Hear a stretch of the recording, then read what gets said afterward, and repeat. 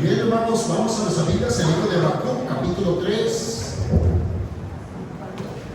Bueno, además, gracias al Señor por esta conferencia, gracias al pastor Quileo, gracias por la iglesia, por todo lo que han hecho estos días de conferencia. Sé que esto representa mucho trabajo, mucho esfuerzo, ahorro, desvelos, pero bueno, sabemos que al final siempre es grato saber que tenemos una pequeña parte de lo que Dios quiere hacer aquí en Maricargo, en Gregorio Méndez y todo Tabasco y todo México. Bueno, vamos a nuestras Biblias, hermanos, Habacuc capítulo 3. Habacuc capítulo 3. Vamos a estar leyendo, hermanos, del versículo 1 hasta el versículo 14. Espero que pueda encontrar a Habacuc, ¿verdad? Porque de pronto como que ya no sabe dónde anda. Ahora hemos disfrutado, gracias, hermanos, por la comida excelente. Gracias, pastor Rafael, que nos invitó a comer, ¿verdad? Tremendo la comida y bueno, siempre la hospitalidad tabasqueña es muy grata. Gracias, hermano, por todo lo que ha hecho.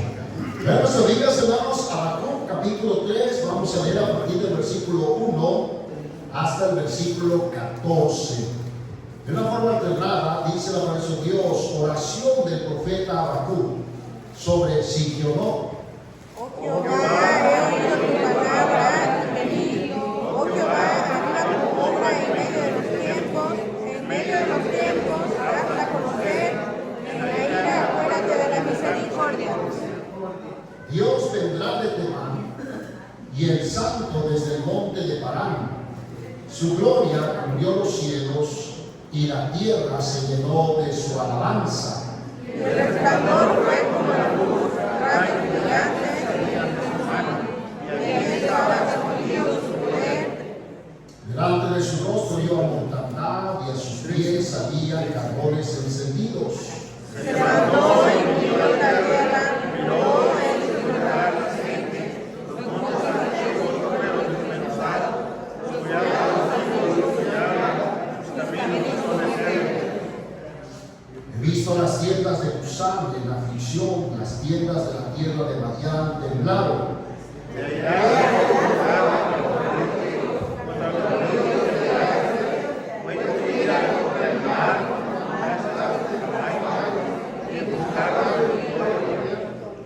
Se descubrió enteramente tu árbol. Los juramentos a las tribus fueron palabras seguras. Hendiste la tierra con ríos.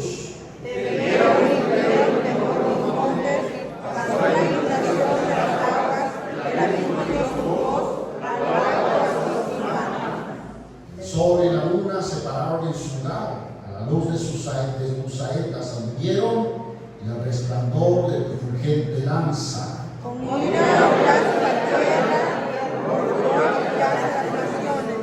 Saliste para socorrer a tu pueblo, para socorrer a tu ungido, traspasaste la cabeza de la casa del impío, descubriendo el cimiento hasta la roca. Horadaste con sus propios labios la cabeza de sus guerreros, que con tempestad cometieron para que se cansaran. Pero en su rueda como para declarar a todo eternamente. Bueno, voy a predicarles esta noche, hermanos, tratando el tema que se ha puesto en esta conferencia, sobre el versículo 6. Habacuc 3:6, voy a leer otra vez, dice: se levantó y midió la tierra, miró e hizo temblar las gentes. Los montes antiguos fueron desmenuzados, los collados antiguos humillaron, sus caminos son eternos. El profeta sin duda ve el tiempo hacia el futuro, cuando el día del Señor vendrá, conocido como el día de Jehová. Dice que Él se levantará y medirá la tierra. Vamos a orar. Padre, gracias por su palabra. Sin duda, Señor, sabemos que este mundo, esta tierra, lamentablemente tendrá que ser enjuiciada por el pecado del hombre.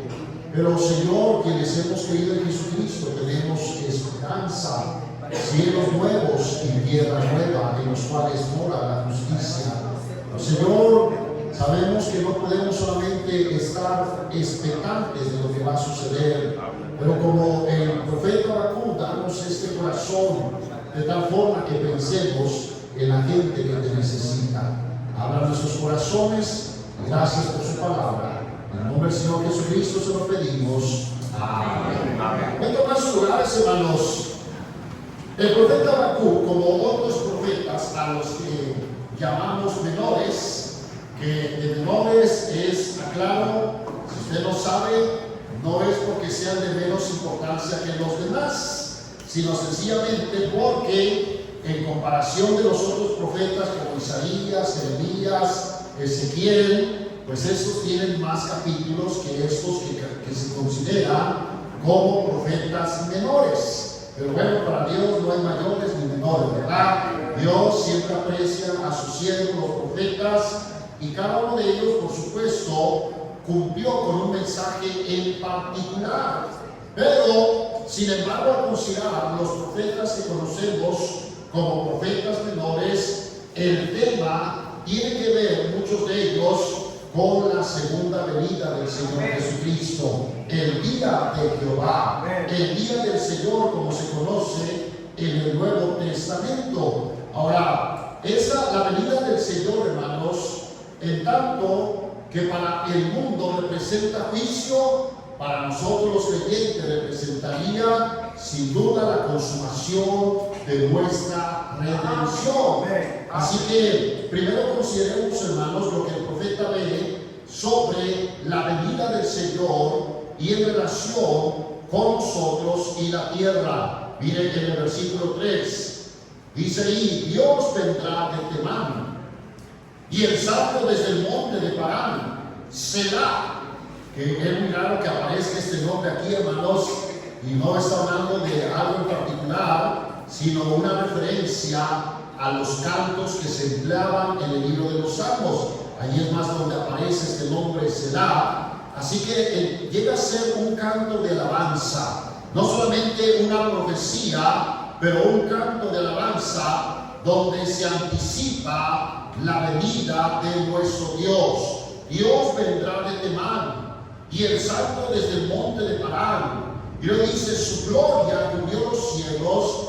¿Y qué dice después, hermanos? Y la tierra se llenó de su alabanza. Entonces, hay dos aspectos que la Biblia refiere aquí acerca de lo que sucederá en la tierra. La primera que vamos a ocuparnos tiene que ver con la alabanza, con la venida del Señor, con la gloria y majestad con la cual los cielos serán cubiertos con la presencia del Señor. Miren en Isaías capítulo 61, hermanos, constantemente los profetas miraban esos dos aspectos: el día de salvación, el día de redención, y a la vez el día del juicio sobre la humanidad. Estamos en el libro de Isaías, capítulo 61. Creo que la Biblia habla sobre el profeta Isaías, la venida de nuestro Señor Jesucristo, anticipando no solamente su primera venida, pero también la segunda venida del Señor Jesucristo. Isaías 61:1: el Espíritu de Jehová, el Señor, está sobre mí, porque me ungió Jehová. Me ha enviado a predicar buenas nuevas a los abatidos, a vendar a los quebrantados de corazón, a publicar libertad a los cautivos y a los presos, apertura de la cárcel. Y si vamos a Lucas 4, no vamos a ir allá para continuar aquí. Cuando el Señor estaba aquí en la tierra y fue a la sinagoga, se le dio, dice la Biblia, el libro del profeta Isaías, y a propósito buscó este pasaje, lo abrió y leyó delante de la gente lo que acabamos de leer: el Espíritu de Jehová el Señor está sobre mí. Y luego, cuando él concluyó con esta parte del versículo 1, dijo: hoy se ha cumplido esta escritura, porque anunciaba la venida del Señor Jesucristo para nuestra salvación. Aquí el profeta mira las dos venidas del Señor: la primera para salvación salvación, predicar buenas nuevas a los abatidos,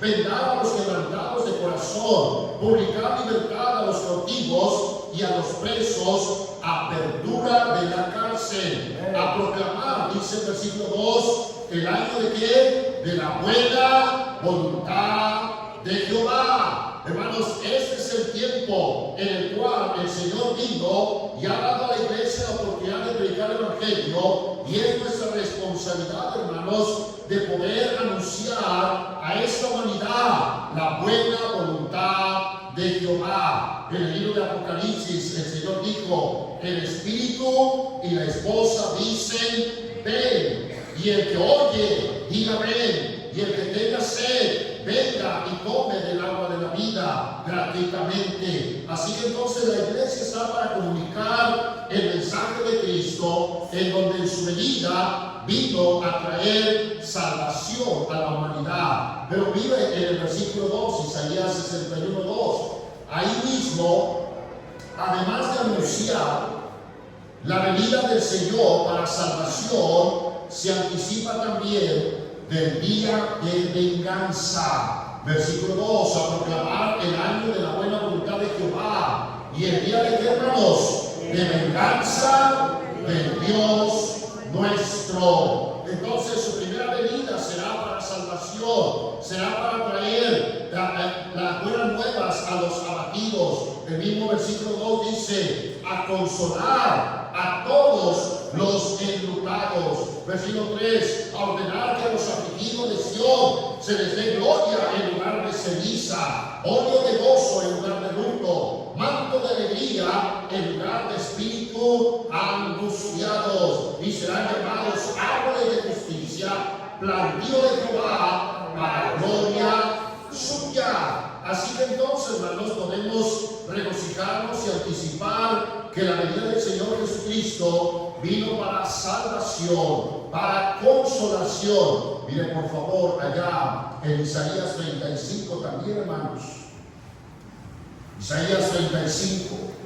Así que los profetas, hermanos, como dice el apóstol Pedro, profetizaron y diligentemente indagaron qué persona vendría a ser el cumplimiento de estas profecías. Isaías, hermanos, es considerado como el profeta evangélico, no porque era evangélico pentecostés, porque él miraba al evangelio, presentaba el evangelio, anunciaba el evangelio, que es buenas nuevas para salvación, pero a la vez advirtiendo del juicio de Dios sobre la humanidad. Mire en Isaías capítulo 35, se alegrará, versículo 1, se alegrará en el desierto y la soledad, el yermo se gozará y florecerá como una rosa, florecerá profusamente y también se alegrará y cantará con júbilo. La gloria de Líbano le será dada, la hermosura del Carmelo y de Sarón. Ellos verán la gloria de Jehová, la hermosura del Dios nuestro. Y luego aquí, hermanos, en el versículo 3 anuncia las señales que vendrán a la venida del Señor, que esto se cumplió con la venida de nuestro Señor Jesucristo. Versículo 3, fortalecer las manos cansadas, afirmar a rodillas endebles, decídamos de corazón afocado, esforzados, no temáis. Y aquí que nuestro Dios viene con retribución, con pago. Dios mismo vendrá y os salvará. Esto habla de la primera venida de Cristo para salvación a los creyentes, y luego también a la vez, hermanos, anticipando que el Señor mismo vendrá y consumará nuestra redención. Versículo 5, estas señales tienen que ver con la primera venida de Cristo. Entonces los ojos de los ciegos serán abiertos, los oídos de los sordos se abrirán, entonces el cojo saltará como un ciervo y cantará la lengua del mudo, porque aguas serán cavadas en el desierto y torrentes en la soledad. Gloria a Dios, hermanos, que el Señor Jesucristo vino y cumplió esta profecía de tal forma, hermanos, que cuando Él estaba aquí en la tierra, los ciegos pudieron ver, los sordos pudieron oír, el cojo saltó, hasta el mudo pudo cantar, eso fue en el cumplimiento de la venida de Cristo. Y nos regocijamos porque dice, Dios mismo vendrá y os salvará. Así que entonces, hermanos, ciertamente en la primera venida del Señor vino para salvación, pero nosotros hoy en día también esperamos la venida del Señor. Para el incrédulo será de juicio, para nosotros será de la consumación, de la redención. Miren por favor en Romanos capítulo 8. Romanos capítulo 8. Así que, hermano, esta es nuestra esperanza. Esa es la fe del creyente. Debemos de estar a la expectativa de que el Señor viene pronto. Y cuando Él venga, se acabará toda tristeza, todo dolor, todo llanto, todas esas cosas, hermanos, que han humillado al hombre y han recortado su naturaleza tan débil y frágil. Encontrará en la venida del Señor la consumación de nuestra redención. Porque gracias a Dios, quienes hemos creído en Cristo ya somos salvos por su gracia. Hemos sido comprados con la sangre de Cristo. El Espíritu de Dios mora en nosotros. Pero hermanos, todavía estamos sujetos a este cuerpo mortal, un cuerpo débil, una naturaleza que todavía batalla contra el pecado, la tentación. Pero hermano, mira aquí, dice Romanos capítulo 8, el apóstol Pablo cómo mostraba que la creación misma gime esperando la libertad gloriosa de los hijos de Dios. Vaya a Romanos capítulo 8, versículo 18. Pues tengo por cierto que las aflicciones del tiempo presente no son comparables con, hermanos, con la gloria venidera que nosotros ha de manifestarse. Hermano, podemos regocijarnos que aunque a veces estamos bajo debilidad y quebranto y enfermedad, gloria a Dios, hermanos, que nuestra esperanza es la gloria venidera. Seremos participantes de la gloria con Dios. Esta ha de manifestarse. Así que ninguna aflicción de la que vivamos aquí no es nada comparable de lo que el Señor tiene preparado. Amén. Versículo 19, porque la lengua viene de la creación. No solamente nosotros, pero la creación misma, la tierra misma. Es, hermanos, el aguardar la manifestación de los hijos de Dios. Porque la creación fue sujetada a vanidad, no por su propia voluntad, sino por causa del que la sujetó en esperanza. Porque también la creación misma será libertada de la esclavitud de corrupción a la libertad gloriosa de los hijos de Dios. Tristemente, hermanos, la tierra fue sujeta a corrupción por causa del pecado del hombre. Ya sabemos que cuando nuestros primeros padres, Adán y Eva, pecaron, también la creación sufrió el pecado de estos primeros hombres, de estos primeros padres. Pero esta creación que está sujeta a vanidad, aflicción, dice que anticipa la libertad gloriosa de los hijos de Dios. Hermano, la creación misma será libertada. Versículo 22, porque sabemos que toda la creación gime aún y aún está con dolores de parto hasta ahora. Y no solo ella, sino que también nosotros mismos,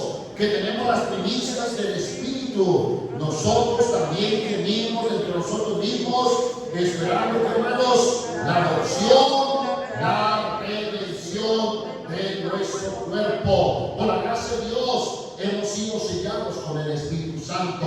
Y ya que somos sellados por el Espíritu Santo, ese cuerpo, hermanos, también va a ser completo en la redención. Ese cuerpo será transformado. ¿Cuándo? Cuando el Señor Jesucristo aparezca en las nubes al sonar la trompeta. Entonces Él llamará, los muertos en Cristo resucitarán primero, y luego nosotros, los que vivimos, los que hayamos quedado, seremos arrebatados y transformados.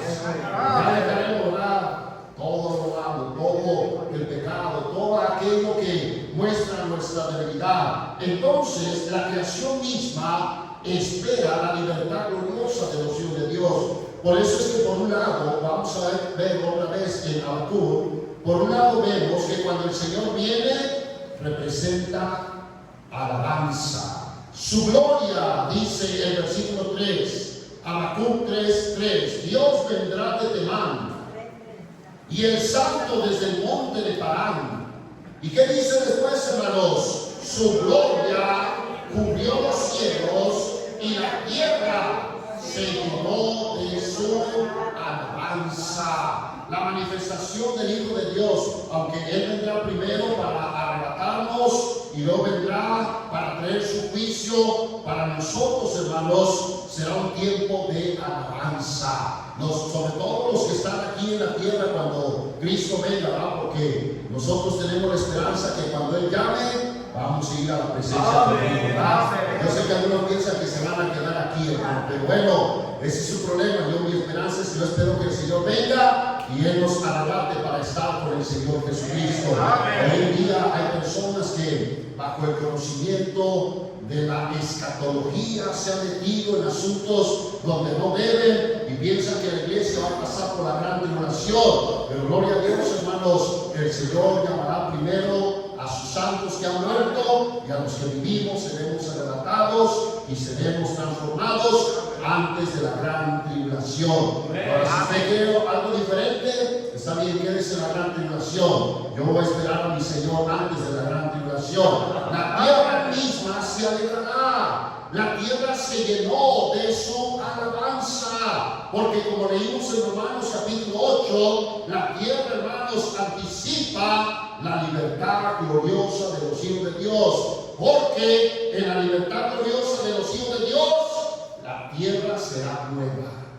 Y esa es la esperanza. El mismo profeta Isaías dice en Isaías 66, vaya ya conmigo, hermanos, aquí hay varios pasajes, Isaías 66, y podemos ver Apocalipsis. Bueno, vamos aquí, volvemos a ver Isaías. Usted conoce esto, hermano, la promesa que Dios tiene para nosotros: cielo nuevo y tierra nueva.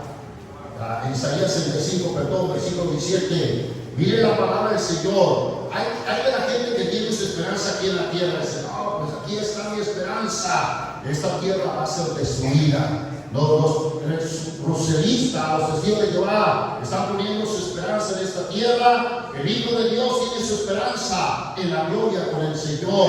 Mira el versículo 17, porque he aquí que yo crearé nuevos cielos y nueva tierra.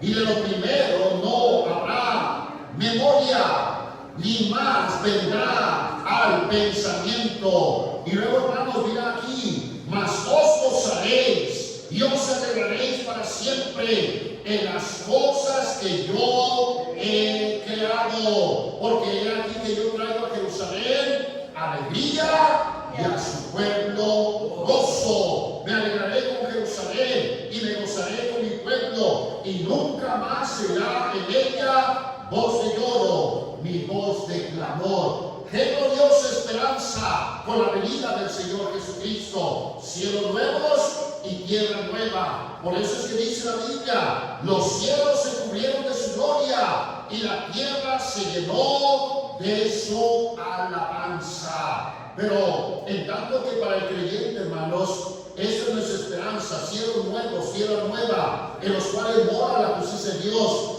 No así para el incrédulo. Miren en Habacuc capítulo 3.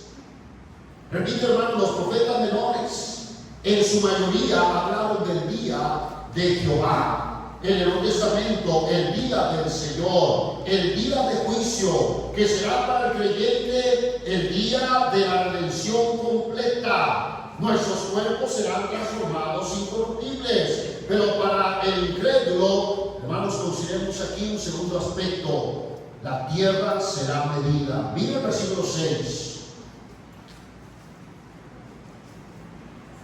Estamos en Habacuc capítulo 3, versículo 6. Amén. Se levantó. ¿Y qué dice la Biblia? Y hundió la tierra. Cuando uno mide algo, ¿por qué lo hace? Bueno, creo que porque uno va a tomar posesión de una propiedad, ¿verdad? Uno dice, bueno, vamos a comprar esta propiedad, pues hay que medir, hay que rectificar las medidas. El Señor, hermanos, viene como dueño sobre la tierra, pero su venida no representa esperanza para aquellos que le rechazaron. Dice la Biblia en este contexto que mientras que para nosotros la tierra será llena de su alabanza, Versículo 4, el resplandor fue como la luz, rayos brillantes salían de su mano y ahí estaba escondido su poder. Pero el panorama cambia porque presenta el juicio de Dios sobre los incrédulos. Delante de su rostro, que dice la Biblia, iba mortandad. Y a sus pies salían carbones encendidos. Se levantó, midió la tierra, miró e hizo temblar a las gentes. No hay duda, hermanos, que el hombre más soberbio que se ha levantado, hoy tristemente gente se ha levantado en contra de Dios, como que son más grandes que Dios, más poderosos que Dios. Hay gente blasfema que se ha puesto en gran soberbia, pero hermanos, delante de la presencia de Dios no les quedará fortaleza para estar en pie. Será como el rey Belsasar, mientras que se embriagaba y tomaba los vinos en las tazas del templo. Se apareció una escritura en la pared que decía: Mene, mene, tekel, uparsin. Y entonces dice la Biblia que Belsasar comenzó a mirar esa mano que escribía la escritura en la pared, y sus piernas, sus rodillas temblaban, porque, hermano, no importa el soberbio, a la presencia de Dios va a temblar. Los montes antiguos fueron desmenuzados, las gentes temblaron, los montes fueron desmenuzados, los collados antiguos se humillaron, sus caminos son eternos. Él hizo las tiendas de Cusán en aflicción, las tiendas de la tierra de Madián temblaron. Y luego aquí una pregunta, hermanos: ¿por qué todo esto? ¿Te airaste, oh Jehová, contra los ríos? ¿Contra los ríos te airaste? ¿Fue tu ira contra el mar? Cuando montaste en tus caballos y en tus carros de victoria. ¿A qué se refiere esto, hermanos? Bueno, otra vez, a la venida del Señor en el juicio sobre la tierra. Vaya conmigo en Apocalipsis capítulo 19. Apocalipsis capítulo 19. Amén. Bueno, desde el 17, hermanos, porque aquí el apóstol Juan vislumbra la venida del Señor. Y cuando Él venga, sin duda nos pone un panorama donde los reyes se levantarán en contra del Señor Jesucristo. Mira allá en Apocalipsis 17, 11. La bestia que era y no es también el octavo. Y es entre los 7 y va a la perdición. Y los 10 cuernos que has visto son 10 reyes que aún no han recibido reino, pero por una hora recibirán autoridad como reyes juntamente con la bestia.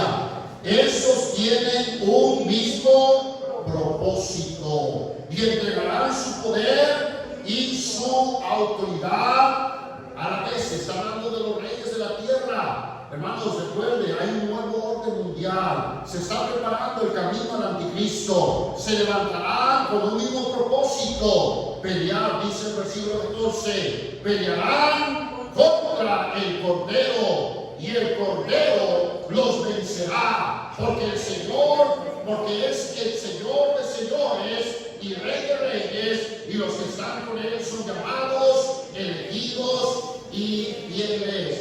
Mira más adelante, el capítulo 19, versículo 11. Entonces vi el cielo abierto, y aquí un caballo blanco, y el que lo montaba se llamaba Fiel y Verdadero, y con justicia juzga y pelea. Sus ojos eran como llama de fuego, y había en su cabeza muchas diademas, y tenía un nombre escrito que ninguno conocía, sino él mismo. Estaba vestido de una ropa teñida en sangre, y su nombre es el Verbo de Dios. Y los ejércitos celestiales, vestidos de lino finísimo, blanco y limpio, le seguían en caballos blancos. De su espada sale una espada aguda para ir con ella a las naciones, y él la regirá con vara de hierro, y él pisa el lagar del vino del furor y de la ira del Dios Todopoderoso. Y en su vestidura y en su muslo tiene escrito este nombre: Rey de Reyes y Señor de Señores. Mira, la gente incrédula tiene una vana esperanza, decir: no, Dios es amor, Dios no va a traer juicio, Él nos ha creado a todos, y por supuesto que todos vamos a ir al cielo, buenos y malos, todos vamos a ir al cielo. cielo. Eso no es verdad, esa es una falsa esperanza, porque al final el Señor Jesucristo vendrá y traerá el juicio sobre las naciones, sobre la humanidad, sobre la tierra. Por más que la gente trata de consolarse de que Él viene, que Él es amor y que no va a traer un juicio, eso no es verdad. Sí. Estaba hablando con una persona del Evangelio, presentando el Evangelio, y después de llevarla a Romano, la llevaba a Apocalipsis, dice: oh, no me gusta leer Apocalipsis. ¿Y por qué no le gusta? Me da miedo lo que Dios dice allá. Pero hermano, si nosotros leemos Apocalipsis, más que darnos miedos a nosotros, recuerde cómo comienza el versículo 1 de Apocalipsis: la revelación de Jesucristo. No la revelación del juicio de Dios, aunque aquí está el juicio de Dios, pero para nosotros es la revelación de nuestro Señor Jesucristo. Y el que tiene al Hijo, el que ha confiado en Cristo, no le da miedo, al contrario dice: pues está sucediendo, se va a cumplir todo lo que está escrito, pero gloria al Señor, que nosotros estaremos con Él antes de la gran tribulación. Hay del incrédulo, hay de aquel que no conoce a Cristo, aunque trata de consolarse en su vana esperanza, pensando: oh, yo creo que Dios es Dios de amor, Él no va a juzgar, Él no va a ser así con la humanidad y con la tierra. Por supuesto, hermanos, que sí. Usted lee en Apocalipsis 4, se nos presenta a Dios mismo como un cordero, y luego en Apocalipsis 5 como un león que juzgará a la humanidad. Así que el profeta solamente mantiene la misma armonía de la revelación de Cristo en su primera venida y en su segunda venida. Rece conmigo Habacuc capítulo 3. Te airaste, oh Jehová, versículo 8, contra los ríos. Aquí habla de la ira de Jehová. Contra los ríos te airaste. Fue tu ira contra el mar. Aquí nos presenta, mientras que viene glorioso y la tierra se llena de alabanza. Sin embargo, para los montes y los ríos van a recibir la ira del Señor. Pero no solamente los montes y los ríos. Dice que la gente temblaba. ¿Por qué? Porque Dios dará su juicio. Versículo 10. Te vieron y tuvieron temor los montes. Pasó la inundación de las aguas, el abismo dio su voz, a lo alto alzó sus manos, el sol y la luna se pararon en su lugar, a la luz de tus saetas anduvieron y al resplandor de tu fulgente lanza. Con ira hollaste la tierra, con furor trillaste las naciones.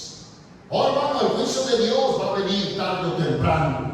Las naciones rechazan a Dios. El hombre incrédulo vive una vana esperanza. Si usted está aquí esta noche y no tiene asegurado de ir al cielo cuando muera, no espere más tiempo. Ahora mismo, esta noche, venga a Cristo, pídale a Cristo que le salve. Por eso vino el Señor Jesucristo, para darnos el perdón y la vida eterna. Porque mire, cuando el pueblo, la humanidad va a sufrir, hay seguridad para su pueblo. Aquí mismo lo dice, vamos a ver, versículo 9.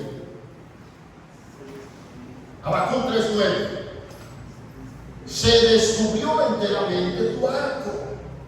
Pero luego nos consuela esto: los juramentos a las tribus fueron palabra segura. Hermanos, tenemos una palabra viva y eficaz, confiable. Las promesas de Dios son verdaderas. Usted va a encontrar una y otra vez a través del Nuevo Testamento y el Antiguo Testamento, y más cuando Dios habló a Juan, escribe: estas son palabras fieles y verdaderas. Para nosotros son seguras, porque son las promesas de Dios sobre la cual descansa nuestra fe en el Señor Jesucristo. El que tiene al Hijo tiene la vida, pero el que rehúsa creer en el Hijo no verá la vida, sino que la ira de Dios está sobre él. Así que no tenga miedo, hermano. No habrá hablamos de esto para que, pastor, no hable porque no voy a poder dormir esta noche. ¿Quién sabe cómo anda su corazón y su conciencia, verdad? No, así como el salmista, en paz me acostaré y así mismo dormiré, porque solo tú, Jehová, me haces vivir confiado. El creyente debe vivir confiado. ¿Hay una amenaza de guerra mundial? Sí. Escuchaba un gran ciego que dice, ¿para qué nos engañamos? Ya estamos en la tercera guerra mundial. Bueno, vamos a tratar de pensar que todavía no. Pero venga lo que venga, hermanos. Las palabras de Dios, las palabras que Él habló, los juramentos a las tribus fueron palabra segura. Versículo 13, otra vez, la esperanza para el creyente. Saliste para socorrer a tu pueblo. El salmista dijo, ¿de dónde alzaré mis ojos en los montes? ¿De dónde vendrá mi socorro? Mi socorro viene de Jehová. Claro, el creyente tiene seguridad en la persona de Cristo y en las promesas de nuestro Señor Jesucristo. No hay por qué temer, hermanos.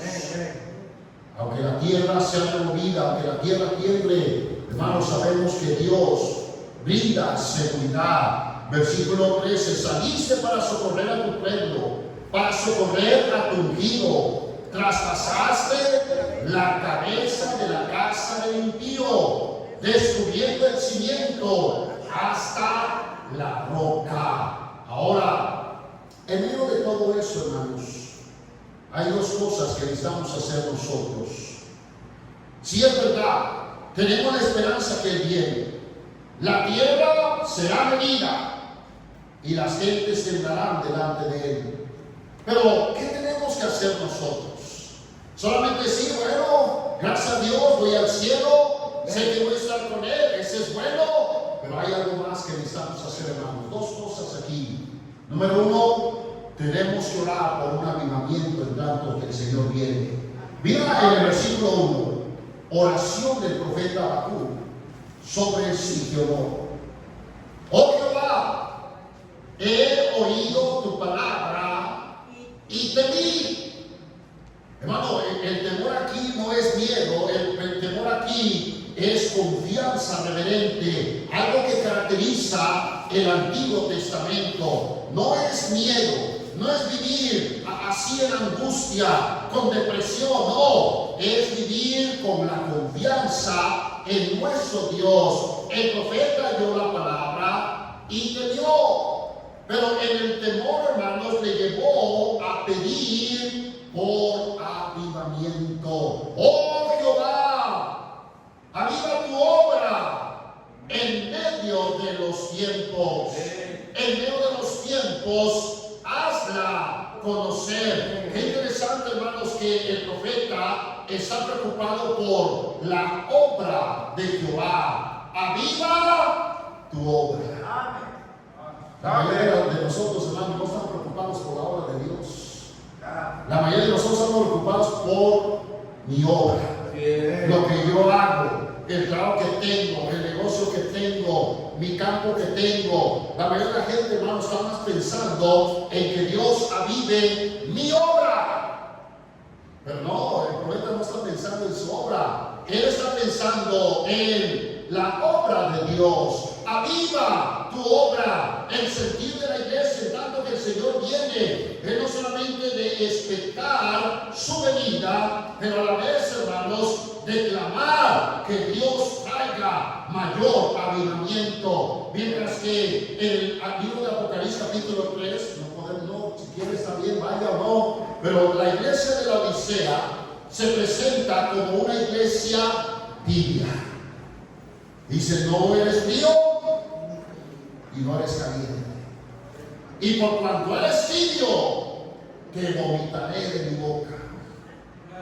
Hermanos, sencillamente el Señor, a través del apóstol Juan, nos presenta que el sentir de muchos creyentes en la víspera de Cristo, porque la iglesia de Odisea, hermanos, es la última iglesia de las 7 iglesias de Asia, previo al sonar de la trompeta en Apocalipsis 4. Así que entonces, básicamente, se nos presenta a una iglesia indiferente, tibia. No fría, no caliente. Hasta el Señor dice, ojalá fueses frío. ¿Sabe por qué? Porque cuando uno está frío o tiene una bebida fría, dice, no, así frío no, el café así frío no. Bueno, algunos sí, ¿verdad? No. El café, para que sepa, tiene que ser caliente. Así que frío no. Lo voy a poner en el fuego para que quede caliente. Por eso el Señor dice, ojalá fueses frío. Porque si eres frío, vas a buscar calentarte. Pero el Señor dice, no, estás tan tibio. Imagínate tener tanta sed. Aquí en Gregorio Méndez con 40 grados y te dan una Coca-Cola tibia. Dice, no, esto no sirve. Esto parece medicina. Pues la Coca-Cola comenzó siendo medicina y luego se corrompió. Pero hermanos, nadie tomaría algo tibio cuando hay tanto calor. El Señor mismo dice, no, tu tibieza hasta me dan ganas de vomitar. Una iglesia que no está interesada más que en sí misma, aquella que dice, yo soy rico y me he enriquecido y no tengo necesidad de nada. Es el tiempo cuando la iglesia del Señor, hermanos, se muestra apática a la obra del Señor. Piensa nada más en uno, procura su bienestar, procura su comodidad, no está interesado en la obra del Señor. Oh, como desearíamos que cada creyente tuviera ese interés de la obra del Señor, y que clamara al Señor y que dijera, es verdad, Señor, tu venida traerá conmoción a los pueblos, a la gente, a la tierra. Pero Señor, aviva tu obra antes de que tú vengas. Aviva tu obra antes de que tú vengas. Pero con todo lo que vemos, hermanos, es increíble que hasta la gente más incrédula tiene más conciencia de que este mundo está por acabarse y el cristiano no, hermanos. Hasta los científicos dicen, ya estamos en el reloj de Dios. El Apocalipsis, no son cristianos. Y la gente está viendo todo lo que sucede a los cristianos como si nada. Hay que orar, hay que clamar, hay que pedir a Dios por un avivamiento. Hermano, el avivamiento no va a venir si primero no comienza en nuestra propia vida. Dios quiere traer avivamiento, pero ese tiene que comenzar en nuestros propios corazones. Pero ¿cómo va a comenzar en nuestros corazones si en lugar de clamar a Dios que avive su obra, usted está preocupado más porque avive mi obra? Señor, bendice mi negocio, bendice mi trabajo, bendice mi casa, bendice mi familia, bendice mi campo. Nada más estás pensando en ti y no en la obra del Señor. La obra de Dios, hermano, debe ser la prioridad de cada cristiano. La predicación del Evangelio al mundo necesitado debe ser nuestra prioridad. Segunda cosa, nuestra confianza debe ser inmovible. Mira ya, me encanta lo que escribe ese profeta al final de este breve libro, versículo 15, Habacuc 3:15.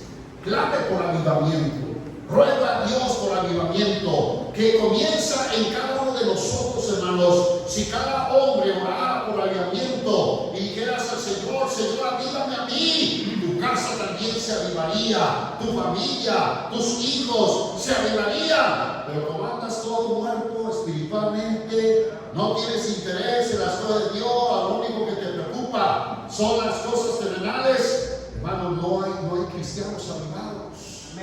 Gloria a Dios por los que están avivados. Gloria a Dios que ahí de vez en cuando un amén por allá, pero los demás dicen, pastor, sí está bien, pero no, hermano, hay que avivarnos.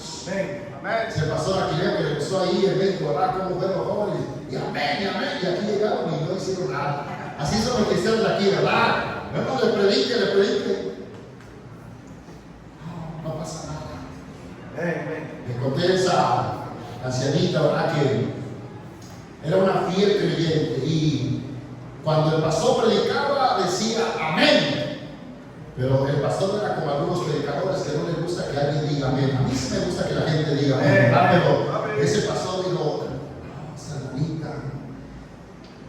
Al final tuvo que hablar después del culto y dijo, hermanita, mira, a mí me gustaría que me ayudara, porque cuando usted dice amén, como que pierdo la concentración del bosquejo y como que me cuesta trabajo retomar la predicación. Entonces vamos a hacer un trato, hermanita. Si mientras que yo predico, usted no dice amén, le voy a regalar una frazada. Bueno, aquí no sabe qué es frazada porque no la necesitamos.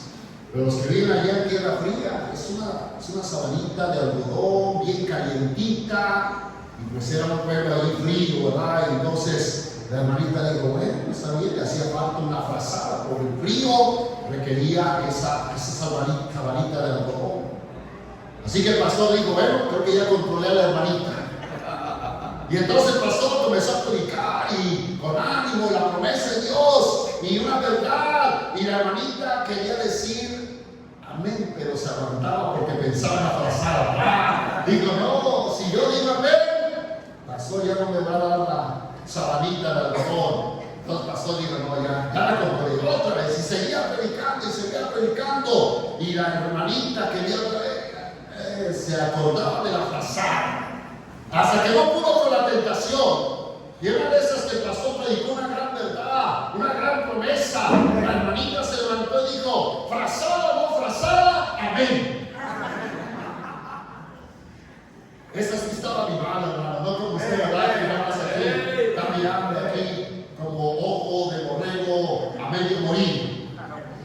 Pero no pierda su confianza, debe ser inamovible. Versículo 16, oí, dice, como vieron mis entrañas, a la voz temblaron mis labios, pudrición entró en mis huesos, y dentro de mí me estremecí. Si bien estaré quieto en el día de la angustia. Hermano, el creyente debe tener una confianza firme en el Señor. Las promesas de Dios son verdaderas. Nuestra confianza en Él debe ser inamovible, aunque nos conmovamos en las entrañas, aunque tiemblen nuestros labios y hasta los huesos sean afectados, estremecidos por lo que sucede. Pero Él dice, si bien estaré quieto. ¿Qué brinda quietud?